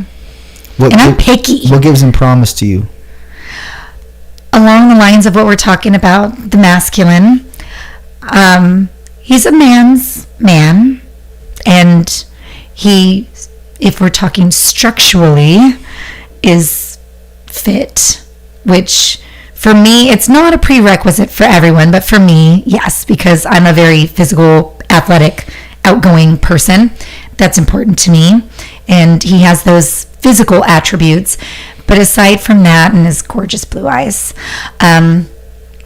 he acts as a provider. Not that I'm asking for it, but here's a meal, or let me walk you to your car, or let me, hold your hand, or open your door. And I think that that's really far and few between, especially with the younger generations right now, and what I consider polite etiquette and what I expect. That you just get a lot of this and no, and it's hard to just kind of explain, but I just feel like proper politeness has gone by the wayside. So this person in general right now is very polite, and I appreciate that. I think it goes a very long way. You're talking about chivalry, right? Yeah. Yeah. Chivalry is not dead. I feel like it actually is dying, I should say. I feel like it is dying, and it shouldn't be dead. Yeah, it's definitely fading out, but it doesn't mean that it should. And it doesn't mean that you still can't operate on that metric of being chivalrous. But women want this. We do. I really am so attracted to that. Well, I agree with that, and I think that the feminine women value chivalry. And as a man, if you want a feminine woman, then you're going to want to dispense with that type of chivalry, because it's only going to win you points with her. Absolutely. Yeah, and he's won so many brownie points. I'm like, okay, I'm going to keep you. That's such a good quality in a man, because by him walking you to your car, it's like his way of protecting you. By him, giving you a meal right now, it's his way of providing it for you. And it's not to say that he couldn't do it in a more of a heightened dynamic, but he does what he can now. But these are all attributes of having those well-established qualities that make him a man. So yeah, absolutely. You don't even realize those little things are so valuable and so important, but they are, to me at least. And everyone's likes, tastes, necessities are going to be entirely different. But for me personally, that's very important to me. Yeah, exactly. Well, and it's just important to me to have a woman that's not combative, not disagreeable, and not argumentative, except not competitive. Those are all masculine character traits. I don't want nothing to do with that shit. I might get a little competitive when it comes to sports and games. Well, yeah, but that's not the same as competing in the regard of in the masculine space, for jobs and trying to be the breadwinner, etc. Competing in terms of monetary accruement. Those are different. That's what I mean by being competitive. Because that almost emasculates a man. Absolutely. Yeah. Absolutely. Yeah. And men want to feel like they're dependent for something. And I love that. I want someone to wrap their arms around me in a bear hug and make me feel protected. That is so amazing. Not to say I don't have my own protection and can hold down the fort in my house, but knowing that there would be a strong, able man to be like, no, I've got this, babe, is really important to me. Absolutely. And he should be the one to confront the threat. Yes. All the time. even if you're well able, it doesn't matter. It's not your job. It's not your duty. The man has a duty to protect the woman, even if he is a pussy. Even if he has that obligation to do it no matter what. Now, it's up to you if you as the man, if you adopt that responsibility, and you have a choice of doing it or not. But look, I mean, why would you throw your woman out there to go and get shot or killed or raped? Like, absolutely. No way. And the kind of man that you're describing, I'm sure he's not that way. He's going to take it on no matter what, whether or not he needs you whether or not you're able or not. He's going to protect you in that regard. He's going to take the forefront. He'll take the lead. And that brings me to the point where women are looking for leaders. Mm-hmm. How often do you come across a woman who doesn't want a man as a leader? I haven't known a single one, in all honesty. Yeah. With all my girlfriends, I haven't. Despite their livelihood and what they do or their types of relationships, everyone does look for someone that can lead, that can protect, that can provide safety and security. Yeah, and these are just primitive qualities that have kind of been ingrained in us for millennia. It's not anything that we can change, and so that's why it's disheartening to men to see a woman that doesn't need any or doesn't put a value set on any of those qualities that men have, because they can do it themselves, or they don't need a man to provide for them because they make their own money, etc. That's a nice notion, but at the end of the day, you're going to be alone if you continue in this operative manner of, I don't need a man, I want a man. Okay, so you don't want a man, but you want to be protected, and you want to have the security and safety of a man. And I would argue that if you don't have that now because you have a gun, you think that's going to do you in terms of your protective measures. Let me give you an example. If you're a woman with a gun and you know how to use it, that's fine.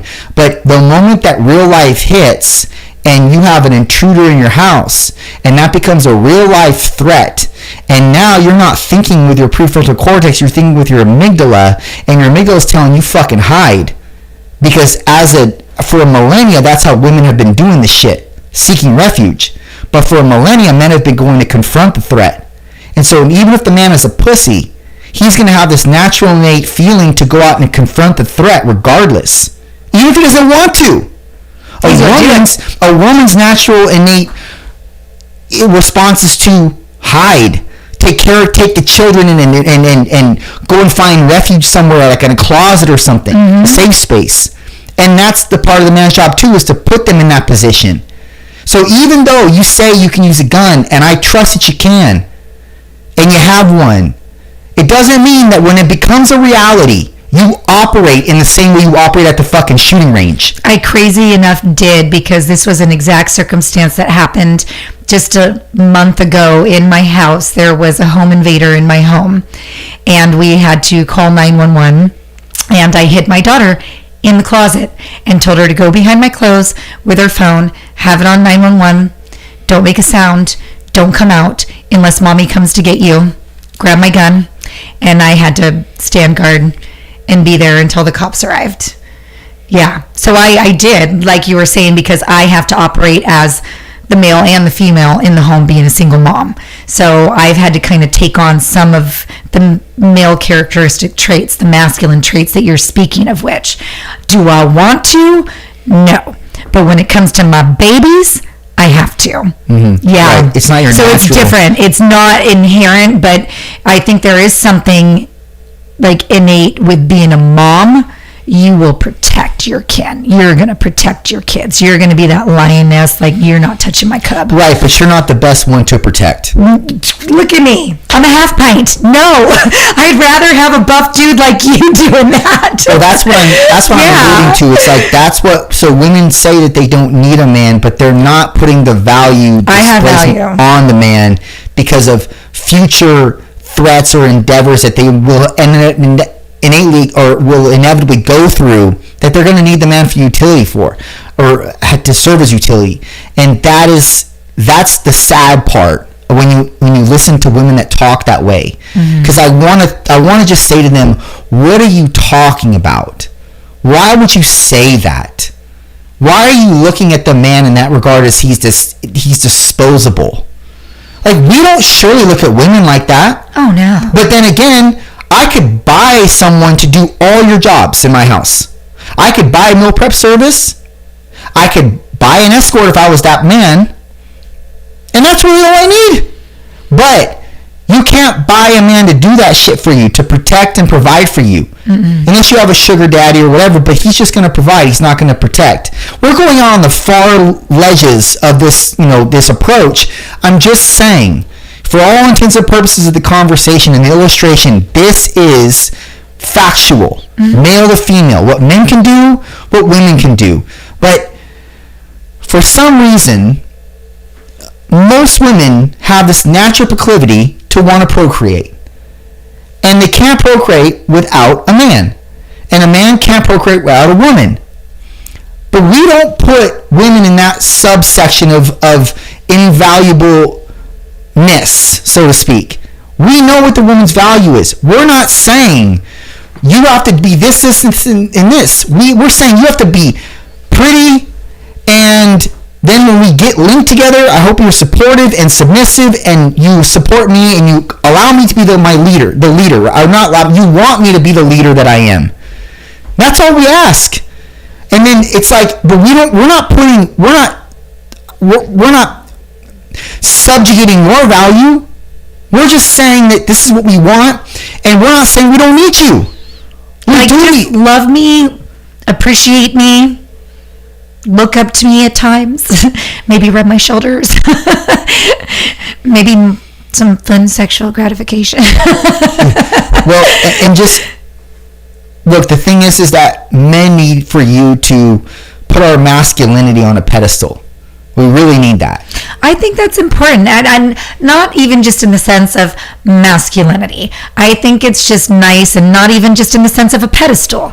I think it's nice to show appreciation and gratitude. Like, I appreciate what you do. I'm so grateful that you are able to provide for our family. I'm so appreciative of you constructing the shed in the backyard, or you know what I'm saying, just any little thing, like giving those sort of accolades. It can be just verbally, like what I just said. You could express it verbally. I think that's probably the most important, because after what I've been listening to and researching, like, you guys are kind of fucking literal. Like, what you say is what you say, and what you say is what you mean. Where girls want to kind of read between the lines, like you're saying, no, it's black and it's white, where us girls are all gray matter, and we're trying to figure things out and play Inspector Gadget with what has been conversed, and it really is just so very literal. So I think a lot of the times being very literal, just specific. Hey, I appreciate that you just did that. That really meant a lot to me. I think that in itself can go a long way. It doesn't have to be a BJ.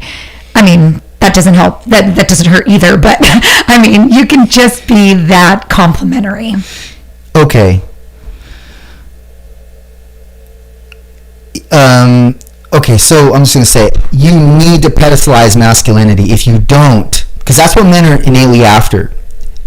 And when I say that, I mean letting others know, this is my man, and he's well able, and he's my fucking leader, etc. Pedestalize masculinity. Because that's the thing that's helping you in this journey. That's the thing that's providing and protecting you in this journey. It's not a bad thing, man. Mm-mm. It's not a bad thing. Is it a bad thing to be feminine? No. I'll tell you where it's a bad thing. If I end up dressing up like a woman on Saturdays, well, you're not going to look at me with the same type of admiration or respect, are you? It is, you be one way and that's it, in my opinion. I would pay to see that, Justin. You'd be one way, in my opinion. I would pay to see that. But look, the thing is that by adopting the masculine pedestal and placing your man on that pedestal where you feel that he deserves, he should be, it's saying to all other men, look at my man. Mm-hmm. And one of the jobs of the women, and this is going to be controversial, I don't care, is for them to look better, for you to make them look better in front of their male counterparts. Period. I say to my friends all the time, I'm like, I want to be with a man that I'm like proud to be with, and I want him to wear me like a merit badge. I do. I want to be shown off. Yeah, I want to be like, yeah, this is my man, and I'm his woman, and I want him to be out like, yeah, look who I'm with. I do, like, very much so. That's important to me. Right, and these are all kind of primitive components that we've adopted for, again, a millennia. This is not something that's nuance or new age. This is something that is based on the way a man operates with his counterparts, his community, etc. Do you think a man wants to be defiled or rather denoted in front of his male counterparts? Absolutely not. So your job is to do the alternative. Make him look better. Make him look bigger, stronger than he really is. That builds his, yes, I guess it's futile to say the least, but it's what builds a man's bravado, his internalized bravado, and his existential bravado to the people that are in front of him. That's why when you bring him food in front of his males, counterparts, his peers, etc., he feels like he's on top of the throne. Whereas you could easily dethrone him by going to him and yelling at him and calling him names. And some women do that shit, and they think it's okay. Absolutely, it should. But the thing is that when that man has a woman that does that for him, he keeps her. He keeps that woman. It's easy to retain your spot as the female to a male. You just have to know the 3 simple components that drive male species. Break them down. Peace, sex, what else? Food. That's it, man. And then I would add a 4th is for your ability to make him look better in front of his peers. I think that's actually an important aspect and why I take great pride in physical appearance as well, because my dad, he was a big proponent in me having this mindset, was him always dressing to the 9, always looking good, always being presentable, no matter where he was going or what he was doing. And he's like, this is my way of showing respect to other people. So I have adopted that as well. I will always make sure to put myself together for respect of other people, but especially if I were to go out with a fella, and I'm going to make sure I look good for respect of the others, but especially for him. Like, yes, I want people to know, oh, you've got a girl that really like puts herself together. Like, you must be a really great man to get a girl like this. Mm-hmm. And I think that way. Maybe I'm backwards or weird or wrong, but as I'm thinking now, as you and I are talking, it is just hardwired in our brains, and I think that way.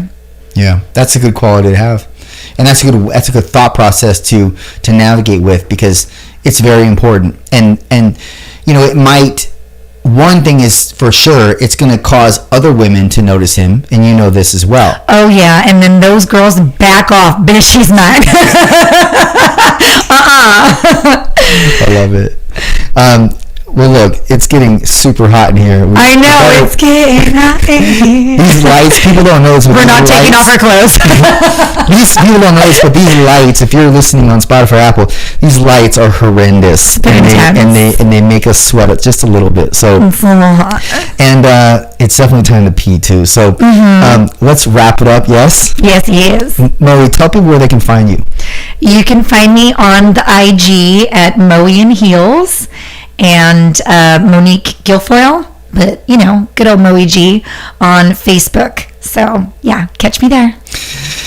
Look, it's been a pleasure, as it always is. I appreciate you coming on, and we will do it again, I'm sure of that. Oh man, we'll just bring it every time. I love it. All right, guys, done. Sup? I had no idea what you were going to throw at me, but I think we hammered. We hammered. Okay, do you want to pee first or me? Go ahead. You go first. No, you go first. No, you banged. Go. We can both go, because I'll go in this one, and then you can go in. This chair. It's fine. It's okay. Because I wasn't really drinking anything. I know you had to potty. Go ahead. Okay. It's fucking hot, man. Mm-hmm.